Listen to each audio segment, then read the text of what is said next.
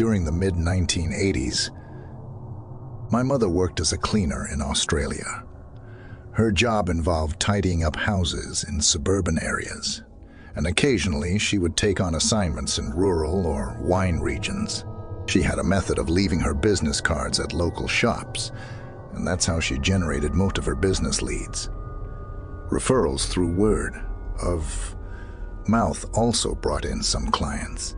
One day, an interesting turn of events occurred. A lady around the age of 60 contacted my mother. This lady had an old farmhouse that needed cleaning. She presented a series of unusual requests. Typically, my mother would meet potential clients before accepting new business. But in this instance, the lady didn't wish to meet face to face. Instead, she offered to leave the keys under the front doormat. Considering the lady's evident affluence and the substantial payment she offered, my mother agreed. On a Monday morning, my mother arrived at the farmhouse. The long driveway and the isolated nature of the property already made her feel uneasy. The house sat amidst a vast and empty expanse. After retrieving the keys, she began her cleaning tasks. Approximately an hour into her work, she heard the sound of the back door closing. Given that she was informed no one would be at the house, this immediately heightened her unease. She found herself frozen in the kitchen, a feeling of discomfort taking hold. She claimed this moment felt like 3 or 4 minutes, although she acknowledged it might have been even longer. No other vehicle was present on the property. Despite her impulse to leave immediately, she had 2 more rooms to clean, both of which were bedrooms. As time passed with no further disturbances, my mother pondered whether it was simply her imagination or if something had fallen, causing the noise she heard. Determined to uncover the source of the sound, she made her way down the hallway and entered one of the bedrooms. To her astonishment, the bed was adorned with black and white photographs. Upon closer inspection, she realized these pictures featured her. Some were taken at our family home, while others were captured at houses she had cleaned, some through windows or over fences. Using the house phone, my mother contacted the police and then promptly drove to the end of the driveway to await their arrival. The investigation focused on the lady who owned the house, although she persisted in asserting that it was a break-in. Despite initial efforts, the police eventually discontinued their search. This prompted our family to relocate to a different town 4 months later. Now, at the age of 22, I reflect on this incident that occurred during my mother's time as a cleaner in the 1980s.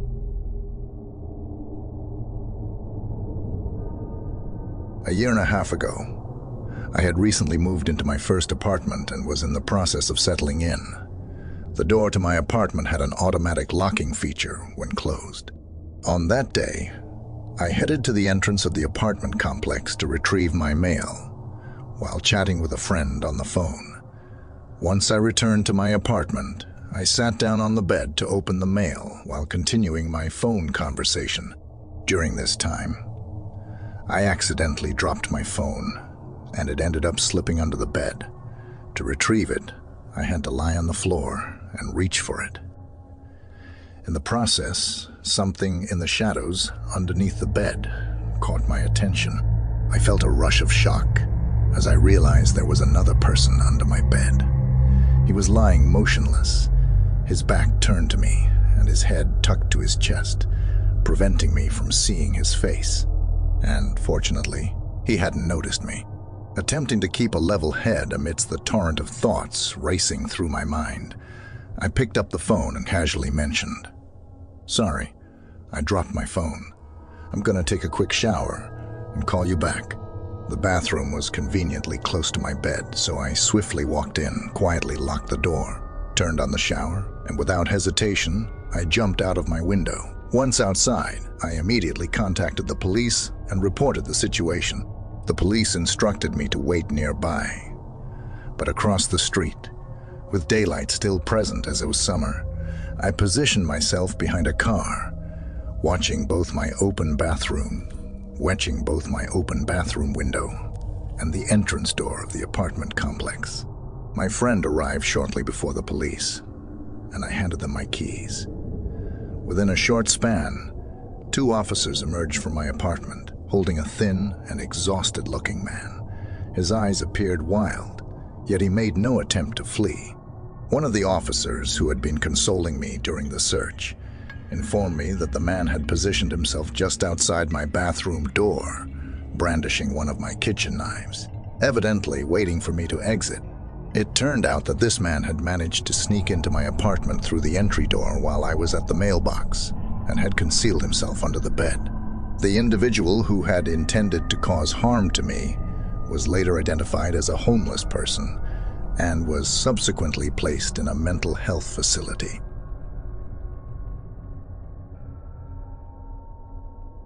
When I was 21 years old, my girlfriend and I were spending time at my family's vacation mobile home. We found ourselves in the midst of a snowstorm, cozied up on the couch near the heater, wrapped in each other's embrace and watching late-night TV. The surroundings were nothing but forests in every direction, and a wooden door with a broken lock was all that separated us from the outside. During a previous visit by my grandparents, my grandfather had placed cinder blocks by the door to serve as a makeshift barrier, considering the door opened inward as we enjoyed our TV time. My girlfriend suddenly nudged me, whispering that she had heard something outside. I attempted to reassure her, suggesting it might be a deer or a bear wandering by. However, just 5 minutes later, her anxious gaze met mine once more, and this time I heard it too. Lowering the TV volume, we strained to listen. There were sounds like someone rummaging around in the small lawnmower shed outside. Our car was parked nearby, lights aglow within. If there was an intruder, they were well aware of our presence. My girlfriend urged me to venture out and investigate, but I dismissed the idea outright. It was a terrifying thought to consider facing the unknown outside. Eventually, the sounds ceased, leaving nothing but the howl of the storm. After a few minutes, I felt it was safe enough to dim the interior lights, open the blinds, and peek outside.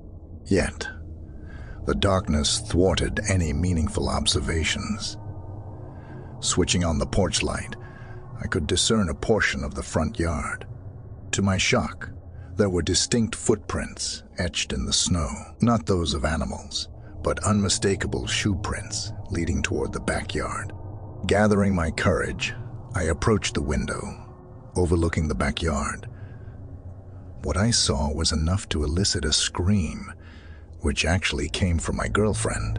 Despite the absence of lights, a figure clad entirely in black and wearing a mask resembling a vendetta symbol stood right outside the window, facing us. Swiftly, I closed the blinds, instructing my girlfriend to hide in the bedroom as I retrieved my grandpa's hunting rifle from the closet. Employing cinder blocks and other hefty objects, I fortified the door, then proceeded to shut all the blinds and switch off the lights.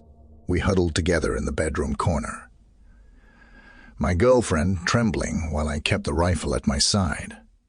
A loud bang echoed from the front door as the intruder attempted to force it open.